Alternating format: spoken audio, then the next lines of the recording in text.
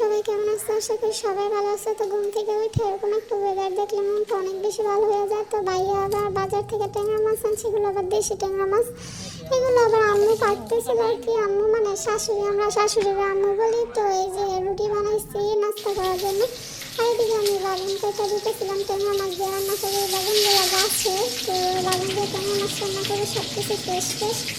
এটা আবার ভোক্তা বেগুন, তোমাদের এলাকায় ভোক্তা বেগুন দেখি বেগুন বলে জানাই আমাদের কমেন্ট করে। আর এই শরীরে তোমাদের এলাকায় কী বলে আমার কমেন্ট করে জানাই। তো এই বাগুনগুলো আবার ভাজি করবো, তাই আমি গোল গোল করে খাইতে একটু ডিজাইন করতে নিয়েছিলাম আর কি। তো এই যে এগুলো আবার মা খাইতেছিল আপু, এগুলো আবার বাজবো আর কি। মানে এগুলো বাজলে অনেক বেশি মজা লাগে আর কি। তো তোমরা কারা কারা আমার ফলো করো নাই, ফলো করে দিও, লাইক করো, শেয়ার করো, কমেন্ট করো। তো তোমরা যদি আমার পাশে থাকো আমিও তোমাদের পাশে থাকবো আর কি। এই যে ট্যাংরা মাছ দিয়ে বাগুনটা রান্না করতেছিল, আমি এইভাবে রান্না করলে অনেক বেশি মজা হয় আর কি। আর এই ছড়ি তরকারিটা হয়ে গেছিলো আর কি। এই যে দেখো ছড়ি তরকারি হয়ে গেছে। আর বাগুন বাদের সাথে মরিচ চালে দিলে অনেক বেশি মজা হয় আর কি। তাই মরিচ চালে দিতেছে।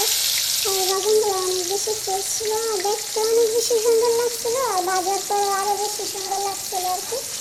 অনেক বেশি সুন্দর হয়ে গেছিল বাগুনগুলো। তো তোমরা ফলো করো, লাইক করো। আমি বারবার করতেছি তোমরা আমার ফলো করো না, লাইক করো না, তার জন্য আর কি বারবার বলতেছিলাম। তো তোমরা ফলো লাইক করে দিন। আমি যে দেখো বাগানগুলো কত বেশি সুন্দর ছিল। আর জড়ান ছিল কাপড়, মাথার মধ্যে কাপড় দিতে ভয় পেতেছিল, তাই ওকে একটু শুধু আল্লাহ।